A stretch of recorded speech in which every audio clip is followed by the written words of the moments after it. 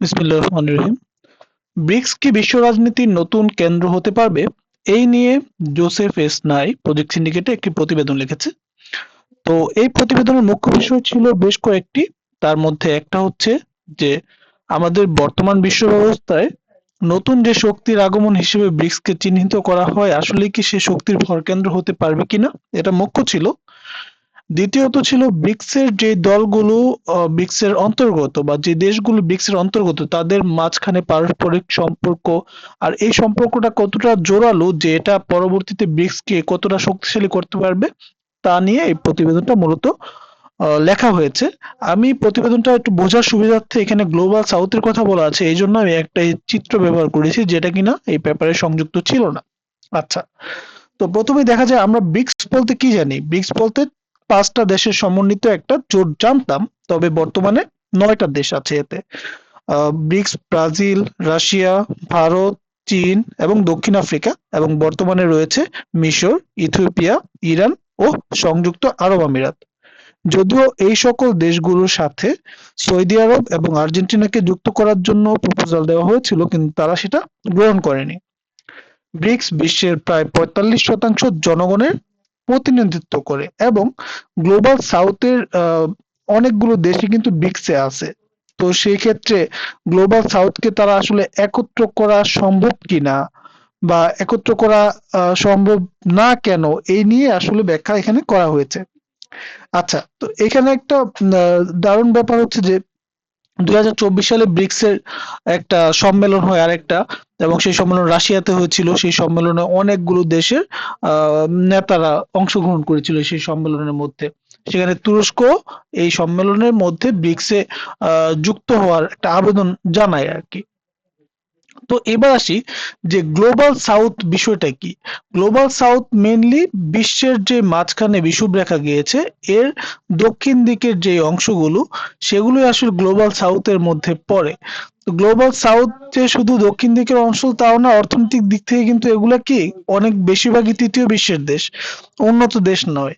আচ্ছা, তো এই গ্লোবাল সাউথ দেশের মধ্যে আমরা ইন্ডিয়া পাচ্ছি, এদিকে আফ্রিকা সবগুলো পাচ্ছি, চীন পাচ্ছি, রাশিয়ার কিছু অংশ পাচ্ছি, তারপরে আসিয়ানের সদস্যগুলোদের পাচ্ছি। এরা সবাই কিন্তু গ্লোবাল সাউথের অন্তর্ভুক্ত।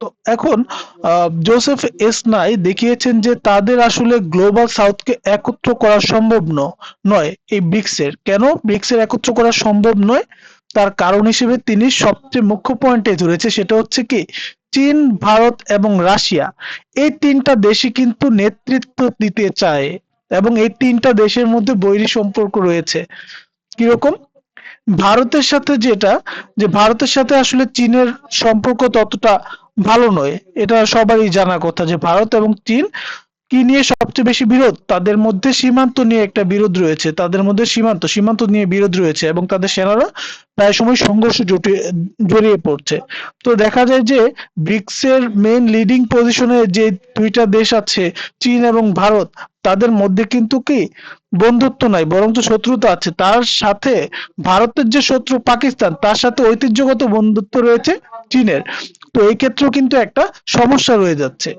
এবার আসি রাশিয়ার ব্যাপার আর চীনের ব্যাপারটা। চীন রাশিয়া যদিও তারা নিজেদেরকে সীমাহীন বন্ধুত্ব মিত্রতা ঘোষণা করেছে, কিন্তু তারপরেও বেশ কিছু ব্যাপার নিয়ে, যেমন ঊনবিংশ শতাব্দীর দিকে যদি তাকানো যায় তখন চীন দুর্বল ছিল, রাশিয়া তাদের জমি দখল করেছে।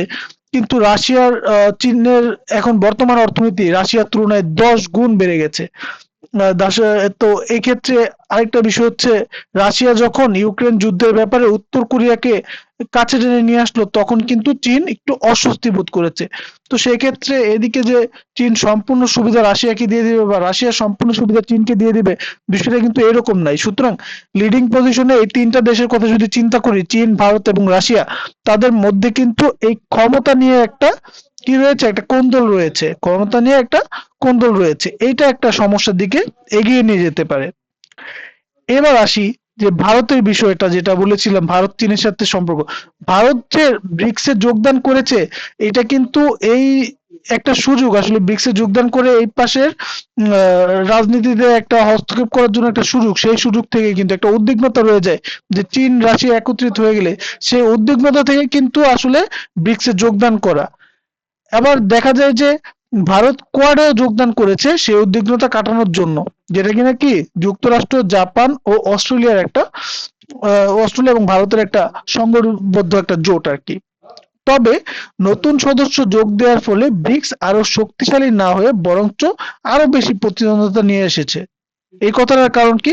এই কথাটার কারণ হচ্ছে আগে তো ছিল ব্রাজিল, রাশিয়া, ভারত, চীন এবং দক্ষিণ আফ্রিকা। তার মাঝখানে তিনটা দেশের মধ্যে একটু ঝামেলা হতে পারে, কে শাসন করবে বা কে আসলে লিড দিবে বা এই জোটটা আসলে জোরালো হবে কিনা এই নিয়ে। কিন্তু নতুন যেই দলগুলো এসেছে, তার মানে মিশর, তারপরে আসলো কে ইথিওপিয়া, ইরান, সংযুক্ত আরব আমিরাত, এদের মাঝখানেও কিন্তু অনেক রকমের সমস্যা রয়েছে।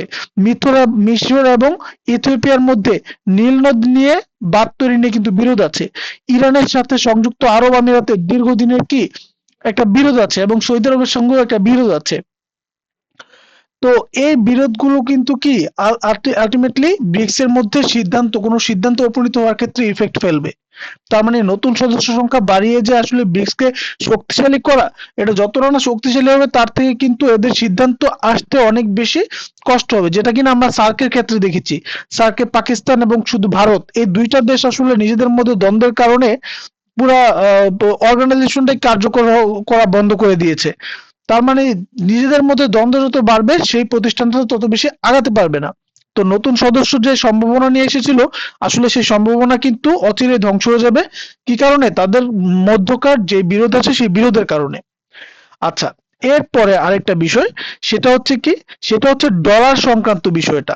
সেটা হচ্ছে কি, বিশ্বে যে ডলারের এক আধিপত্য চলছে সেটা কাটানোর জন্য চীন রেনমিনবিকে দাঁড় করানোর চেষ্টা করেছিল। তবে বিভিন্ন কারণে সেটা আসলে প্রতিষ্ঠা হচ্ছে না বা হওয়া একটু ঝামেলা হচ্ছে। দ্বিতীয়ত, ব্রিক্সের সদস্যরা নিজেদের মধ্যে দ্বিপাক্ষীয় বাণিজ্য নিজেদের মুদ্রায় করতে চেয়েছিল, যদিও সেটা বিভিন্ন সীমাবদ্ধতার কারণে আর কি সম্পূর্ণ হতে পারেনি। তো ব্রিক্সের এই লক্ষ্যটাও কিন্তু আসলে কি ততটা কার্যকর হচ্ছে না, যেটা কিনা কি তারা এনবিডি গঠন করছে, নিউ ডেভেলপমেন্ট ব্যাংক প্রতিষ্ঠা করেছে সাংহাইতে, কিন্তু সেটাও আসলে ততটা সফলতার মুখ দেখতে পারেনি। এতদিনে যেহেতু সেটা সফলতার মুখ দেখতে পারেনি, আসলে সেটা কবে দেখবে এই নিয়ে সন্দেহান প্রকাশ করেছে জোসেফ এসনাই। আচ্ছা, তাহলে ব্রিক কি কাজে আসলো? ব্রিক কাজে এসেছে কি দিক থেকে? ব্রিক রাশিয়ার জন্য এক পাশ থেকে উপকারী কি, দীর্ঘদিনের কূটনৈতিক একঘেয়েমি থেকে বের হয়ে একটা উপায় দেখিয়েছে। উন্নয়নশীল বিশ্বের নেতৃত্ব দেওয়ার একটা হাতিয়ার হিসেবে চীন এটাকে ব্যবহার করেছে, সেই জন্য চীনের এদিকে উপকার। চীনকে প্রতিরোধ করার জন্য ভারত এটাকে একটা চ্যানেল হিসেবে ব্যবহার করেছে, ভারত একটা গ্রাউন্ড পেয়েছে, এটাও ভারতের জন্য একটা উপকার। ব্রাজিল এবং দক্ষিণ আফ্রিকা তাদের তাদের বিভিন্ন কার্যক্রম উন্নয়ন, জাতীয় উন্নয়ন, এটা প্রদর্শনের জন্য একটা মঞ্চ পেয়েছে, কথা বলার একটা মঞ্চ পেয়েছে, একটা জায়গা পেয়েছে। তো এটাও তাদের জন্য কি একটা গুরুত্বপূর্ণ একটা উপকারী দিক আর কি। তো এই কার্যক্রমগুলো আলটিমেটলি ব্রিক্স তাদের জন্য সুফল বয়ে এনেছে। কিন্তু ব্রিক্স যে আসলে বিশ্ব রাজনীতির কেন্দ্রে চলে আসবে, এই নিয়ে যদি জোসেফ এস নাইকে প্রশ্ন করা হয়, তাহলে তিনি মনে করেন যে ব্রিক্সের পক্ষে এটা সম্ভব না। ধন্যবাদ সবাইকে।